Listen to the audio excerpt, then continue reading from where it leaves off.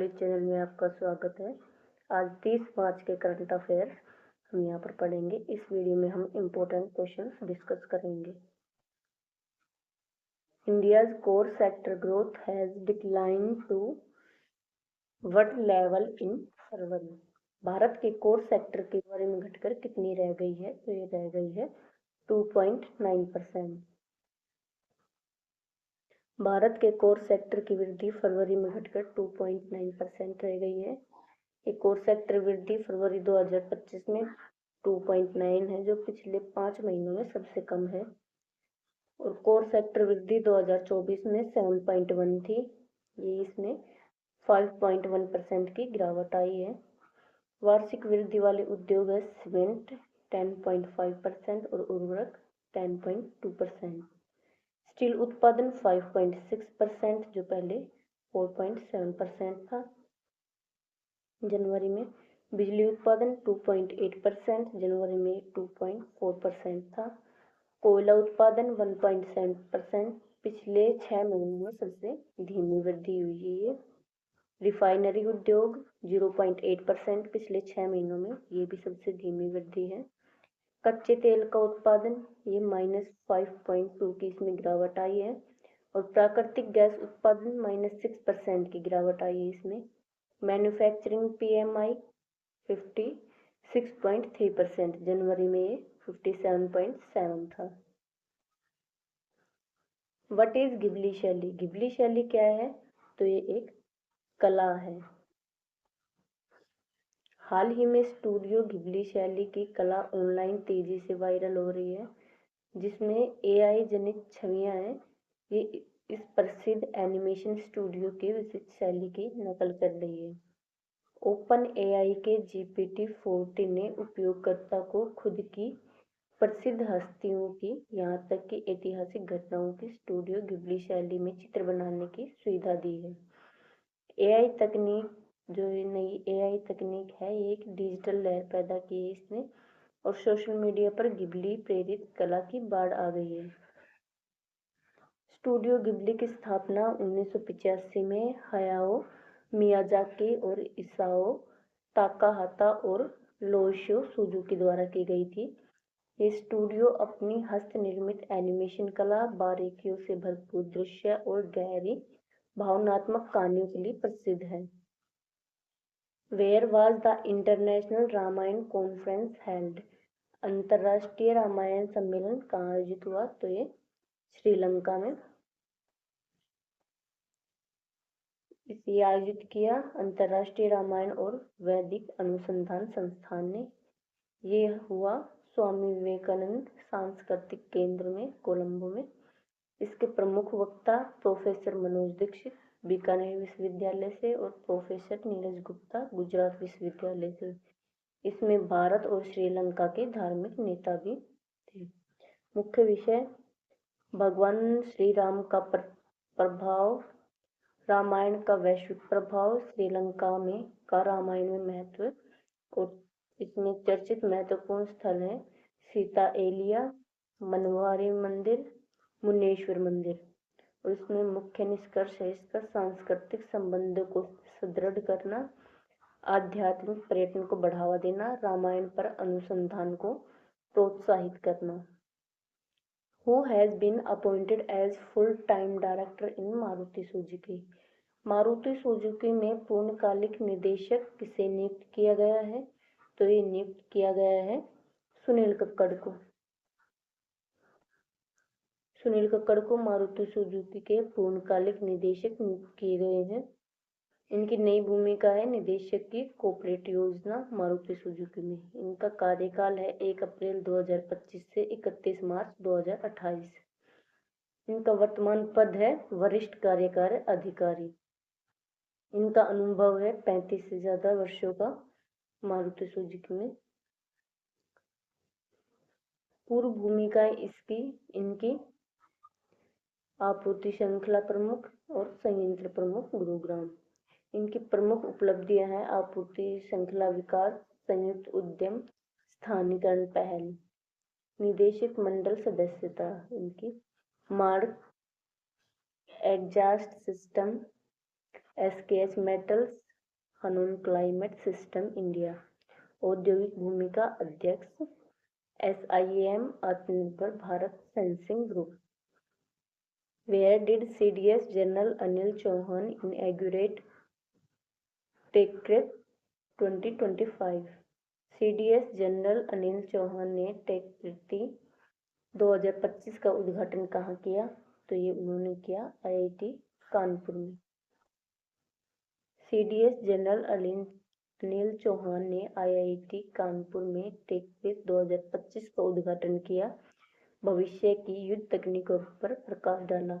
जो टेककृति है ये IIT कानपुर द्वारा आयोजित एशिया का सबसे बड़ा वार्षिक तकनीकी और उद्यमशीलता उत्सव है। इसकी थीम है पांटारोई, सब कुछ प्रभावित होता है और तकनीक और नवाचार के सतत विकास का प्रतीक है। इसमें प्रमुख प्रतिभागी एयर मार्शल आशुतोष दीक्षित और प्रोफेसर मुनिंदर अग्रवाल। केंद्रित क्षेत्र ये साइबर सुरक्षा, AI, क्वांटम कंप्यूटिंग और कार्बोनेटिव warfare.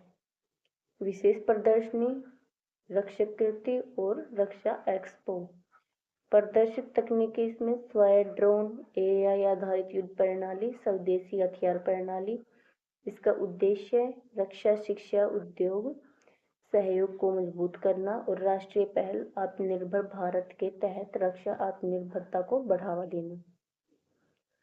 Recently, where did the Indian Armed Forces conduct a tri-service military exercise? हाल ही में भारतीय सशस्त्र बलों ने त्रिसेवा सैन्य अभ्यास कहाँ किया? तो ये उन्होंने किया अरुणाचल प्रदेश में। इसके आयोजक हैं भारतीय सेना, वायुसेना और नौसेना। तीनों सेनाएं इसमें सम्मिलित हैं। ये कहाँ किया गया? ये अरुणाचल प्रदेश में ऊंचाई वाली जगह पे किया गया। ये कब से कब तक किया गया? 25 से 27 मार्च तक। इसका उद्देश्य संयुक्त निगरानी, कमांड एवं नियंत्रण और सटीक मारक क्षमता को मान्य करना। इसकी मुख्य विशेषताएं उन्नत निगरानी, समन्वित मारक शक्ति, बहुक्षेत्रीय संचालन, इलेक्ट्रॉनिक युद्ध वातावरण। इसकी प्रमुख तकनीकें UAV, लंबी दूरी की टोही वाहन, घूमने वाली गोला बारूद प्रणाली, झुंड ड्रोन, लड़ाकू विमान और 155 mm तक की तोपें और आत्मघाती drone.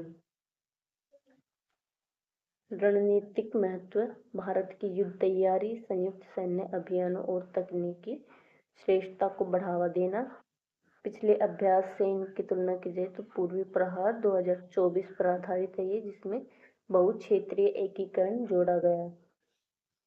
Who has been appointed as the Executive Director of Foods Division of HUL recently? हाल ही में HUL के फूड डिवीजन के कार्यकारी निदेशक के रूप में किसे नियुक्त किया गया? तो ये नियुक्त किया गया है रजनीत कोहली को। रजनीत कोहली को HUL के फूड डिवीजन के कार्यकारी निदेशक के रूप में नियुक्त किया गया है। पूर्ववर्ती शिवा कृष्णमूर्ति थे। इनका पिछला पद CEO और कार्यकारी निदेशक ब्रिटेनिया इंडस्ट्रीज। इनका अनुभव उपभोक्ता और रिटेल सेक्टर में 30 सालों से भी ज्यादा का है। पूर्व कंपनियां Asian paint, Coca Cola, Jubilant FoodWorks, Britannia. HUL का foods business Kissan, Bru Knorr, Brooke Bond, Horlicks, Lipton और हेलमेंस। राजस्व योगदान वित्त वर्ष 2024 में 15,292 करोड़ HUL के कुल टर्नओवर का 25%। HUL में हाल की नियुक्तियां रोहित जावा MD और CEO 2023, हरमन ढिल्लो ब्यूटी और वेलबींग 2023, अरुण नीलकांतन एक कस्टमर डेवलपमेंट और 2024 में। Who has announced Sahakar taxi service under the cooperative model? सहकारी मॉडल के तहत सहकार टैक्सी सेवा की घोषणा किसने की है? तो ये की है केंद्र सरकार ने। सरकार ने सहकारी मॉडल के तहत सहकार टैक्सी सेवा की घोषणा की है।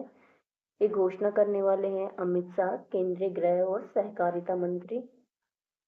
इसका उद्देश्य है ओला और उबर का एक निष्पक्ष और सहकारी आधारित विकल्प प्रदान करना। इसकी प्रमुख विशेषताएं हैं ड्राइवर स्वामित्व मॉडल, मुनाफा साझा करना, पारदर्शी मूल्य निर्धारण, सरकारी समर्थन प्राप्त पहल। इसकी घोषणा का कारण है ड्राइवर स्वामित्व मॉडल, मुनाफा साझा करना, पारदर्शी मूल्य निर्धारण, सरकारी समर्थन प्राप्त करना पहल। घोषणा का कारण है ओला और उबर की मूल्य निर्धारित नीतियों और उपभोक्ता शिकायतों को लेकर बढ़ती चिंताएं। सरकारी पहल है सहकार से समृद्धि मिशन के तहत सहकारी व्यवसाय को बढ़ावा देना। संभावित क्रियान्वयन है कुछ शहरों में पायलट लॉन्च, फिर राष्ट्रीय विस्तार। संबंधित विकास है बहुराज्य सहकारी समितियां संशोधन विधेयक 2023 जो एक राष्ट्रीय सहकारी विश्वविद्यालय का भी प्रस्ताव रखता है। विश्वविद्यालय की भूमिका सहकारी प्रबंधन में प्रशिक्षण, डिप्लोमा और डिग्री प्रदान करना। When is international zero waste day celebrated?